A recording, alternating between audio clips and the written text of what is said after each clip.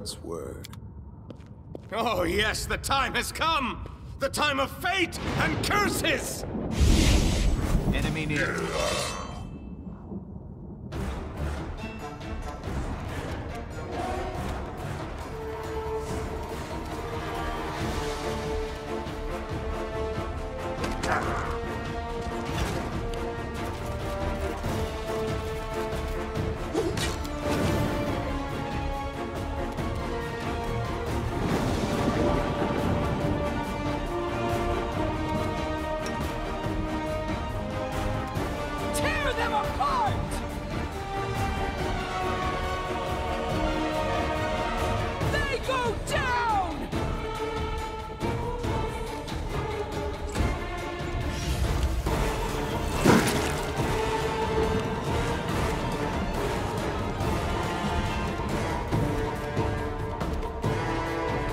Grant you death.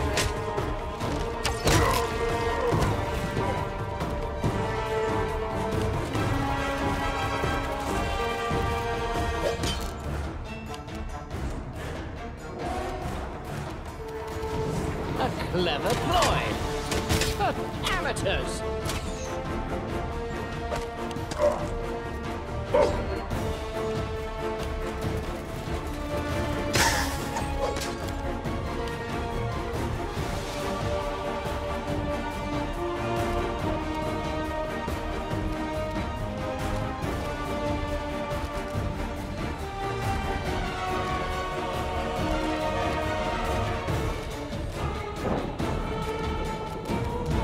Repent!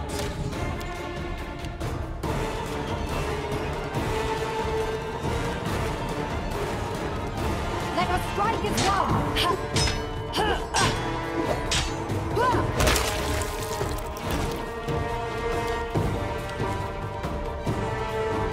A solid crack.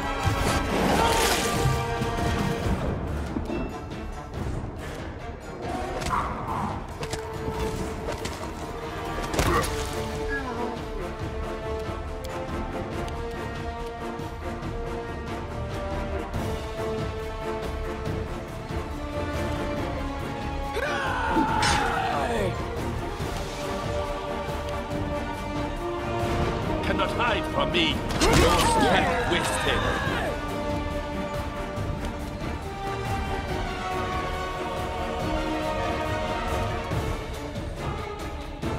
Ha! Primitives!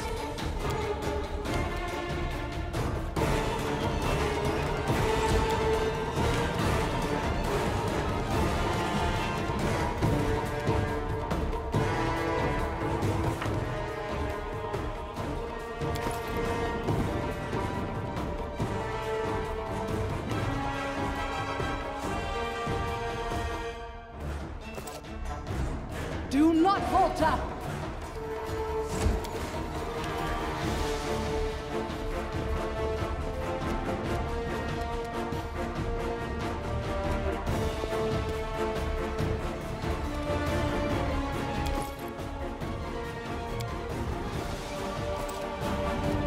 Forwards!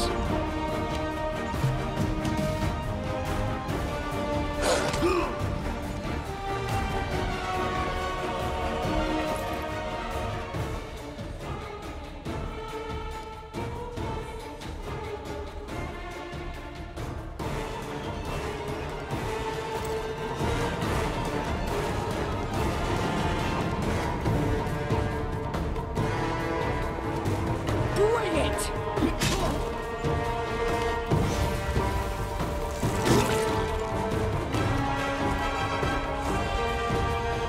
Nowhere to run.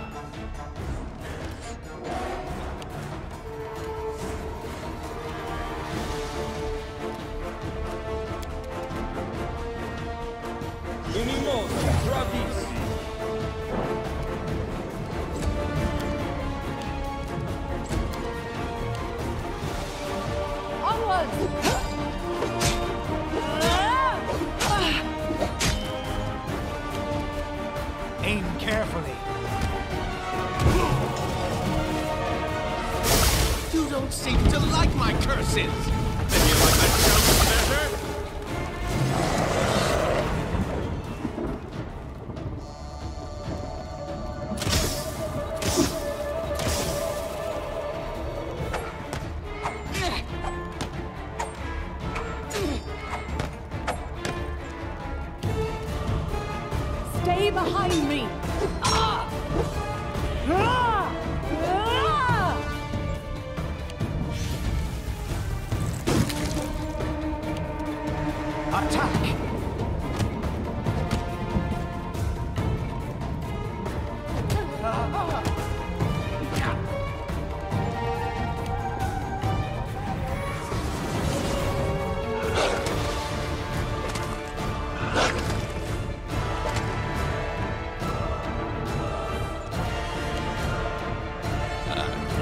true.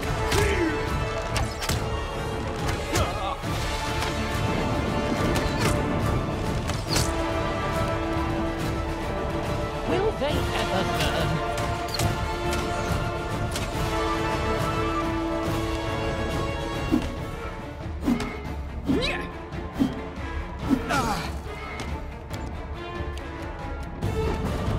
You forced my hand.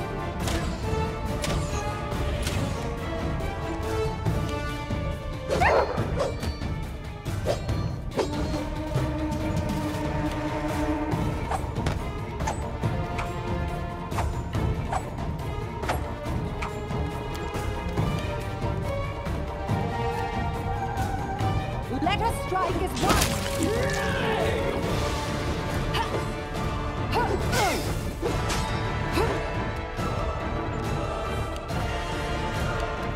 A solid plan.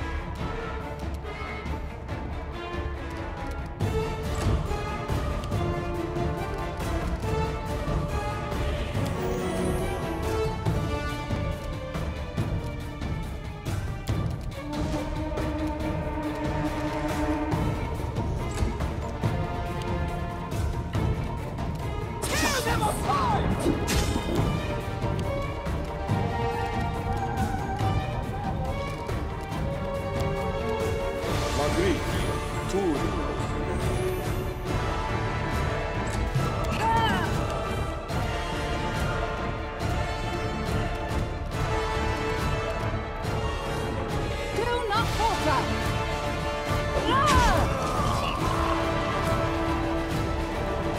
The time for laughter is past. It's the hour of hunting. Chaos. One Chicha.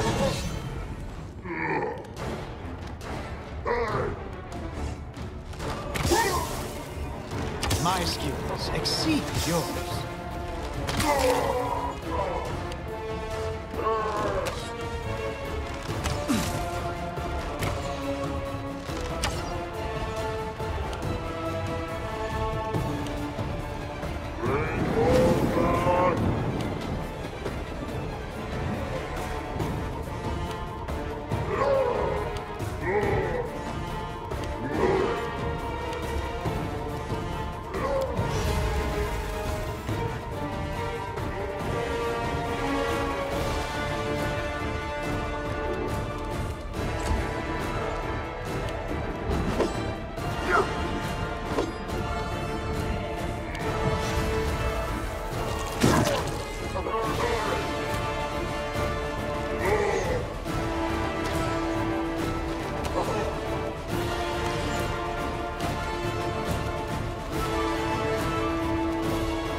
Onwards.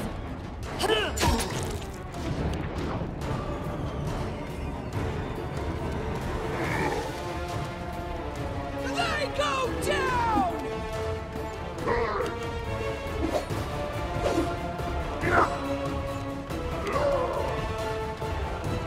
Forwards! You are outmatched. No contest.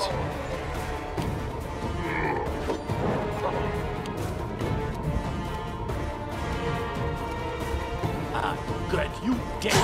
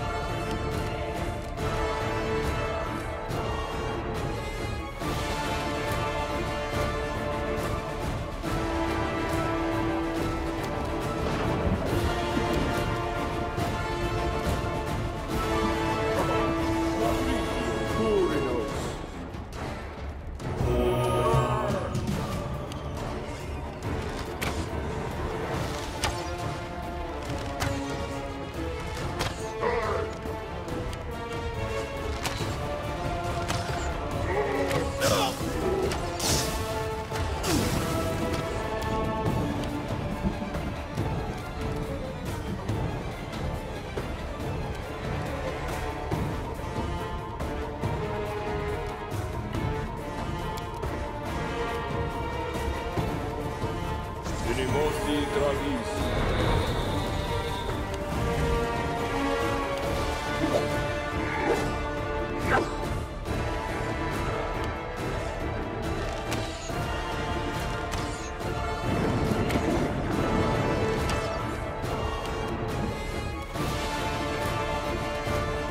Stay behind me!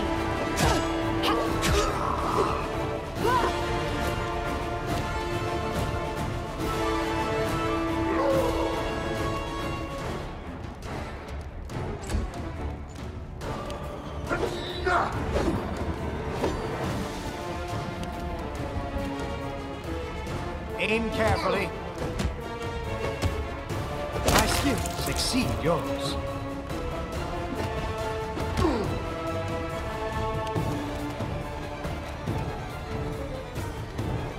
Cannot hide from me.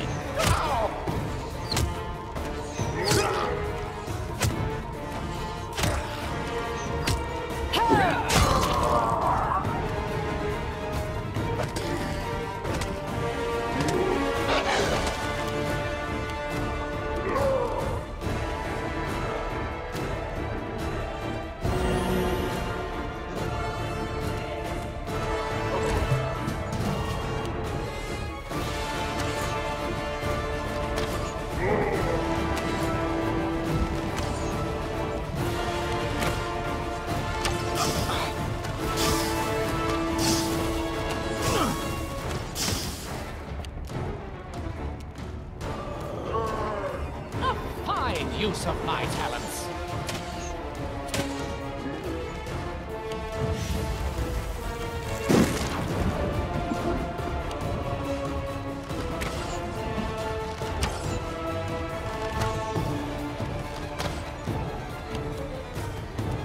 Let us strike his nose! Enough!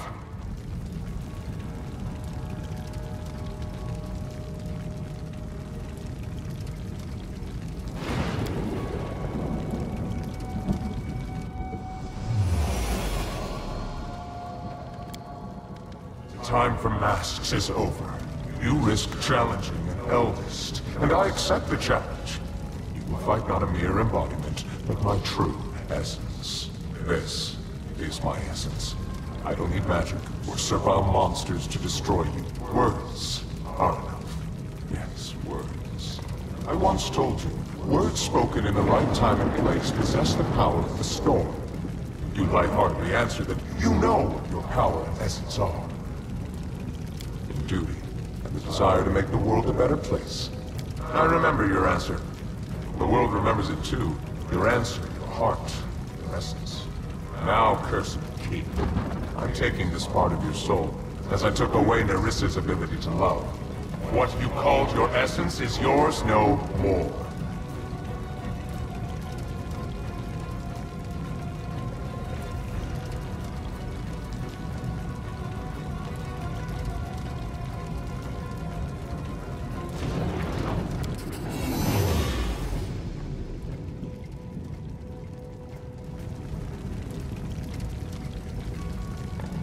Let us continue. We both wear a crown. But what do you own? A meager patch of land, a few thousand souls? My dominion is chaos and magic, madness and deceit. Your power is nothing compared to mine. And that is why you are helpless before me. You will take my every blow as a divine punishment, as something imminent.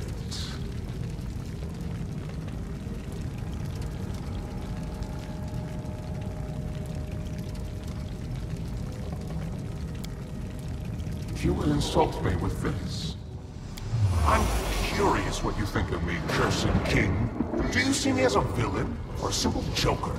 In truth, well, I'll never be able to conceive of the truth. Being an eldest means being one of the many strings that hold the world in place. Being an eldest means being such a vast and self-sufficient value that one's equals become strangers and one's inferiors are entirely insignificant. I am an eldest. Laughter, guile, transformation, that's what I am. Being what I am, I will let you feel a modicum of my loneliness. I will take away your pillar of strength.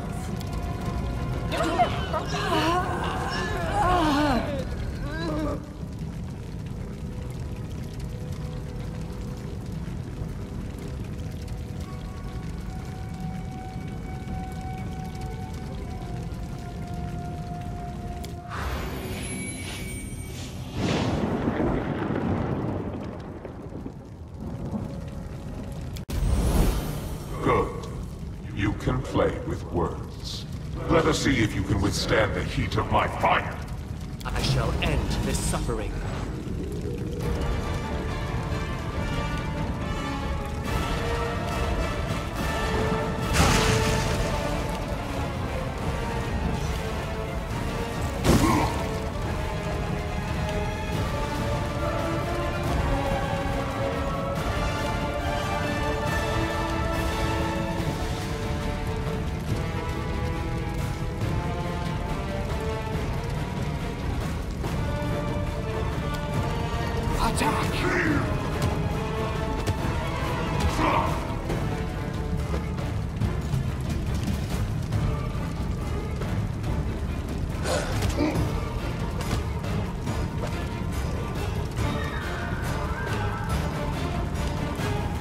Nowhere to run.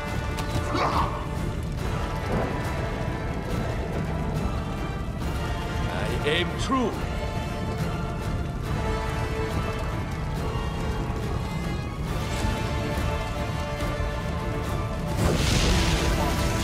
Always smart.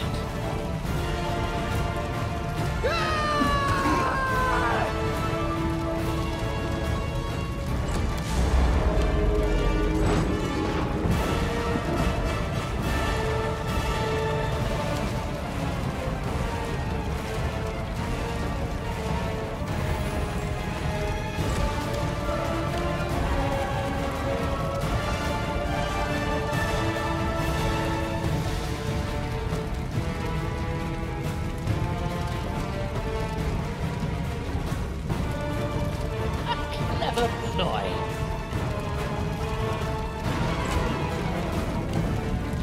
Do not falter!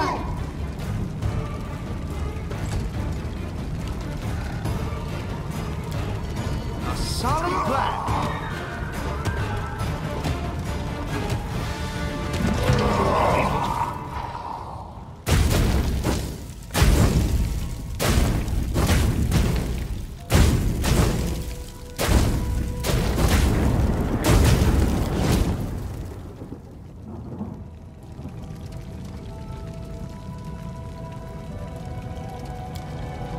Defeat.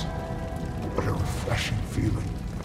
I don't remember sensing it for a dozen millennia.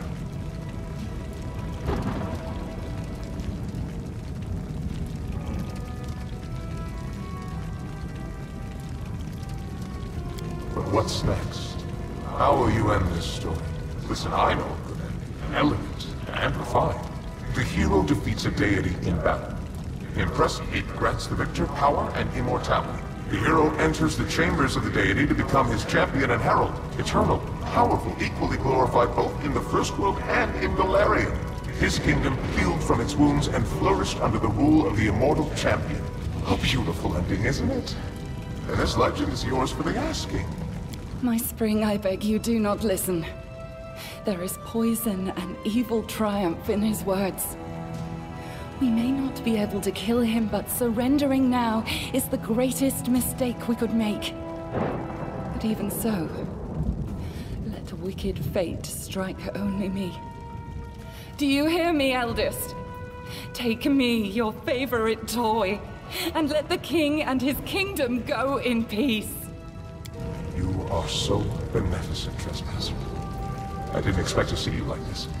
I might even accept this sacrifice, but what do you say?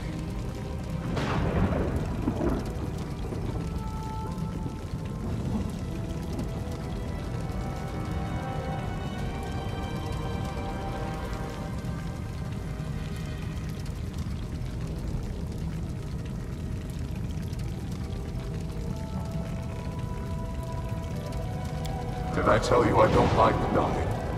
Well, I don't. Perhaps we should stop this pointless exercise and speak seriously?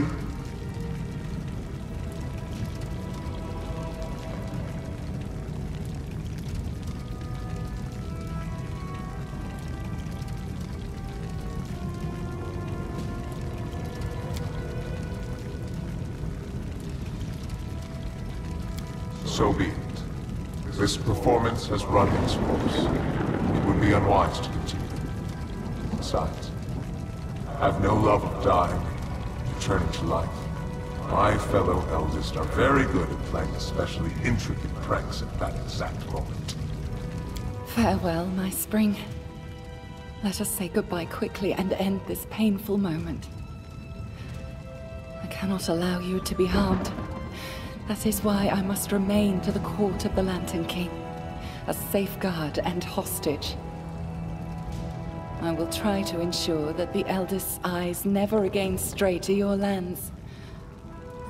Remember the sad nymph, Nyrissa. Or forget, if you wish.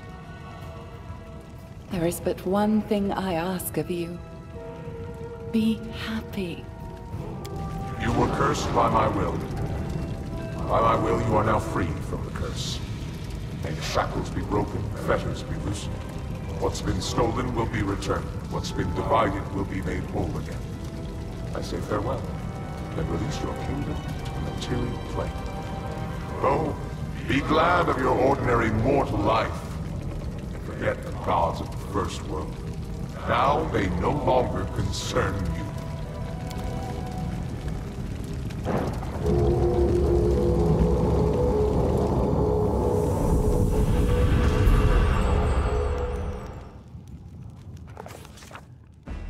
Now that the eldest and other spiteful beings wouldn't be bothering us, the king returned to his subjects and celebrated the victory and the end of the kingdom's miseries with great fanfare. Everything gradually returned to normal, including our exciting lives. Not always peaceful, but also not troubled by invasions from another world. And little by little, our heroes and the common folk began to forget the sorrows of the past. Sometimes, on clear spring nights, the king saw dreams. In them, the nymph Nyrissa, pale and exhausted, walked through endless mist as she helplessly searched for salvation. Under the wise leadership of the king, the stolen lands became a true country. There was still much to be done, of course, and some of it will need to be finished by our heroes' descendants. But there are no longer cut purses on every corner, and the peasants aren't afraid some new self-proclaimed chief will show up and strong-arm himself into power. The stolen lands are called the Land of Popular Rule, for in these lands, common people feel fully in control of their fates. Unfortunately, the total absence of authority allowed one of the richest regions in the kingdom to proclaim itself an independent republic, and retrieving those territories came at a rather high price for the king. The feud between Brevois North and South, which had been smoldering for ages, finally sparked the fires of civil war. Our troops lent aid to the forces of Restov, led by Sword Lord Jamandi Aldori. After several bloody battles, House Sertova was forced to recognize Restov's independence.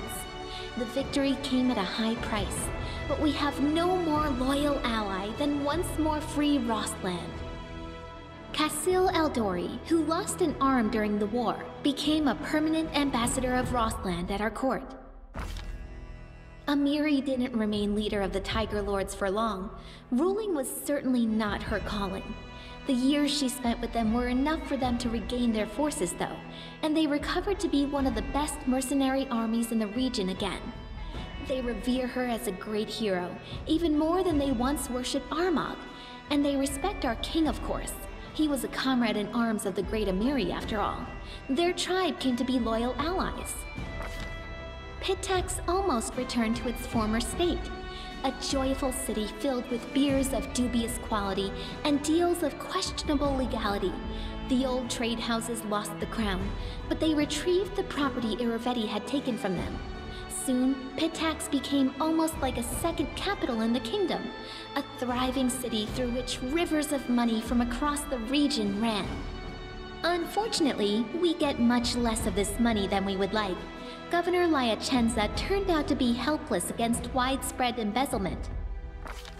Self-administration turned the Academy of the Arts into a strange place.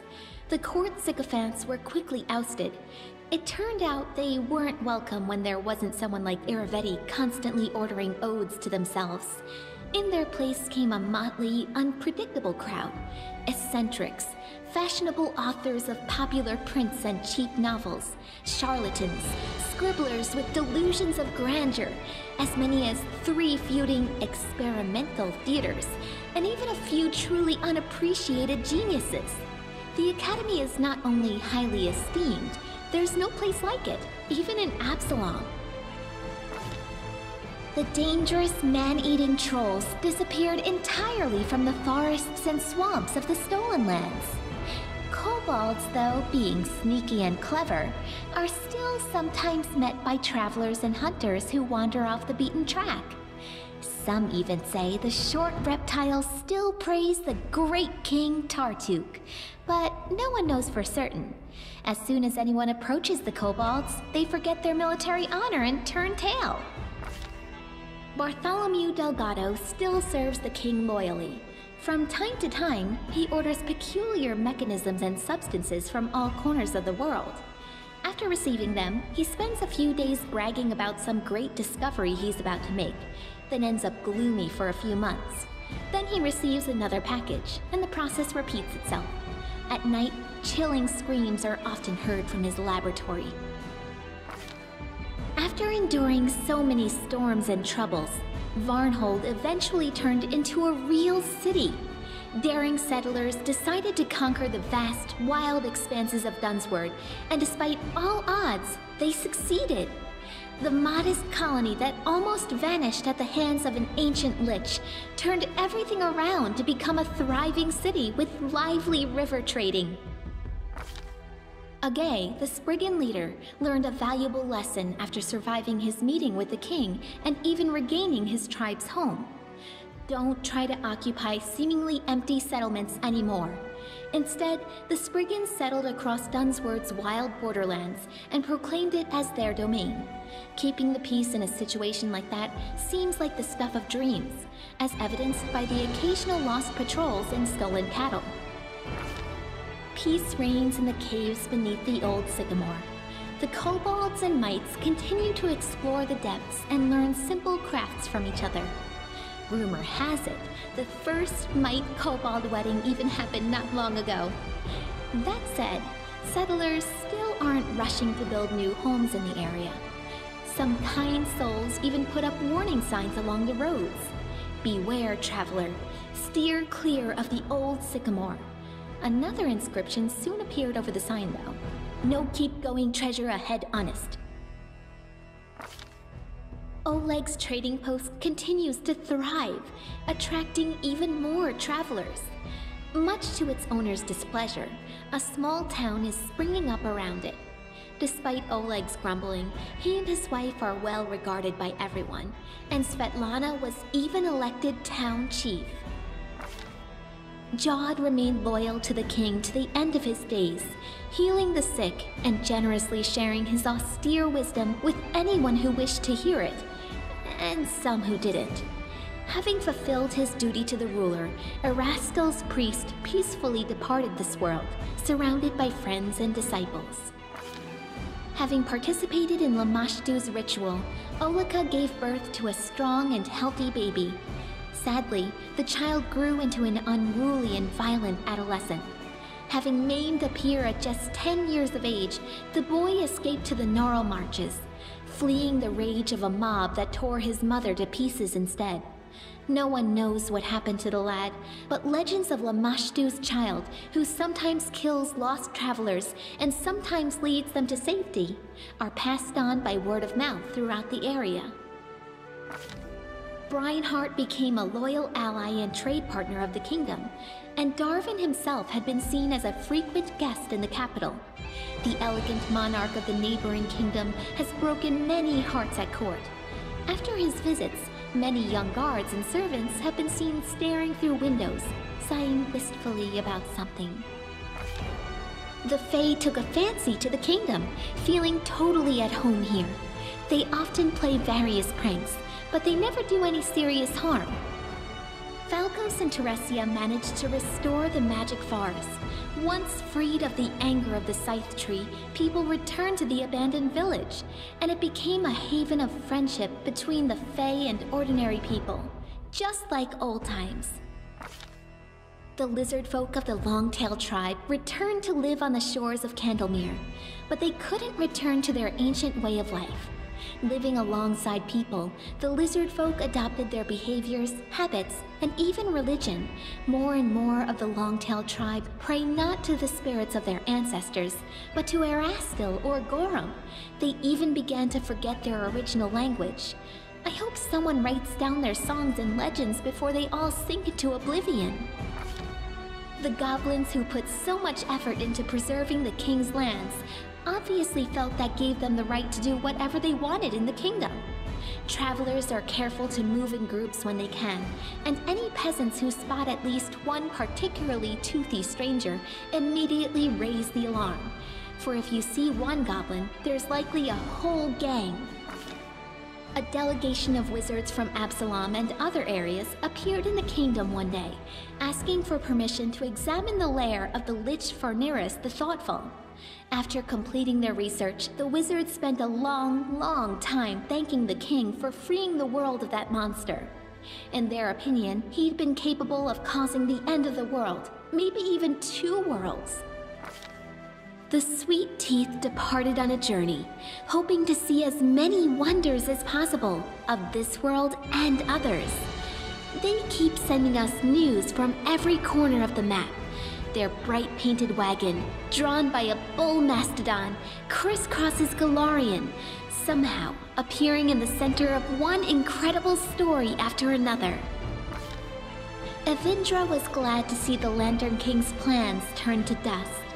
She spent some time helping restore the kingdom after the calamity, then returned home to the First World. They say the rebellious spirit of her cousin Nyrissa awoke within her as well. Evindra is said to recount their story to the Fae, encouraging them to question the power and might of the eldest. After the victory, the storyteller abandoned his affairs and began spending a lot of time alone in contemplation. He eventually bid farewell to the king and left his lands. But I suspect the inhabitants of Galarian haven't heard the last of this mysterious traveler, for his own story is hardly finished. Amiri remained a pariah to her native tribe, but she stayed close friends with Nylak, who ruled the Six Bears wisely and taught them to survive in the unfamiliar plains and cities. The restless barbarian would often travel for long stretches of time, but sooner or later she would always return to her old friends, bragging about new scars and recounting new feats, many of which Nylak immortalized in song. The Tiger Lords revered Amiri as a great hero, but she didn't stay chieftain for long. After all, she was much better at crushing skulls than giving orders. Valerie stayed to serve the king, and to this day she continues to be a muse to many people. Not just bards and admirers, but to warriors as well. Honest and resilient, Valerie is not just famous for her feats in battle, but also for her patience and kindness, which she says the king helped her discover within herself. Harrim became famous, respected by dwarves throughout our kingdom as well as our neighbors, even as far as the Five Kings Mountains. He's often been asked to help out or teach others, and he's never denied anyone, despite his grumbling. Some people even listen to his preaching. Lucky for us, there's a lot less howling about the end of the world now, and more wise words of moderation and humility. Not all of his disciples turned to Grotus, but everyone took away something useful from his teachings. Jaethal spent some time at the king's court, but she then left to do whatever it was her new goddess required. She must have become a great inquisitor for Pharasma, as no one would know the ways of the undead and Urgathoa's cultists as well as a former undead cultist would. She was also seen in the company of Salim Godafar. It's unlikely the two became friends, being so different from one another, but it's a known fact that they worked together. Octavia didn't stay still for very long. Soon, she and Reg went to Numeria and started a huge slave rebellion there. They didn't manage to destroy the Technic League, but to this day, slaves speak their names with admiration, and slavers with terror. Over the course of their journey, the two grew as close as ever, leaving their quarrels and resentments behind. After returning from Numeria, Octavia settled in her mother's house and became the king's advisor and loyal companion. Rigangar left for Numeria with Octavia to start a slave rebellion. Over the journey, he really matured and learned to understand others, as well as how to control his anger. After he returned, he took a position in the king's court. Being both formidable and charming, he inspired fear in the hearts of some and lust in others. There are even some rumors that he almost talked Octavia into marrying him, and possibly even continuing the Della Fiorni line. Once the war was over, Tristan kept his promise to Sarenrae. In the middle of celebrating the king's victory, the priest suddenly disappeared in a flash of light, vanishing forever. I hope Sarenrae didn't take the Movonic Deva's memory, so her servant might still remember us and the stolen lands. Or if she did, I hope he was at least able to forget everything about the lands in which he endured so much suffering. After the war ended, Ekin hung up his bow on the wall and traded the path of the ranger in for the craft of the carpenter. It may not be the most heroic ending to a tragic story like his, but as Torag is my witness, Ekin's happy with it, as is Alina, who became his wife and is bearing his child. Any baby born into this family will be pretty lucky, since the king himself still visits his old friend and will likely become the child's patron. Jubilost returned to the life of a traveling explorer, frequently visiting his favorite kingdom. He said so himself. His famous work studying the First World all opened with a dedication to his longtime companion, the king. Sometimes, during Jubilost's performances, all kinds of chaos would break loose. Viewers turned into unicorns, or would be teleported to the top of a cliff. Later, Jubilost would be seen arguing fiercely with a pretty gnome named Nur. The arguments looked very sweet and intimate. As for Knock Knock, Jester Knock Knock, he continued to be a great source of entertainment for the kingdom, both in and out of the throne room, sometimes even on purpose. His antics in the kingdom had an additional effect. Aside from bringing joy and amusement to the citizens, it also softened the common view of goblins. They even became welcome in the streets of the city, for a time. While he may not have become the hero he envisioned, Knock Knock did find himself and his inner strengths thanks to the king. If you should ever find yourself in the kingdom, be sure to seek him out. He'll gladly regale you with some new tale of adventure, one that will surely make you smile, whether our foolhardy, clumsy, well-intentioned goblin means to or not. Kalika remained in the kingdom, though her desire to witness the world's wonders keeps driving her to take long journeys. But when she is home, she spends much of her spare time with her sister. They don't quarrel anymore, and have stopped dragging each other into trouble. Canera settled down in the capital and became a very busy entrepreneur.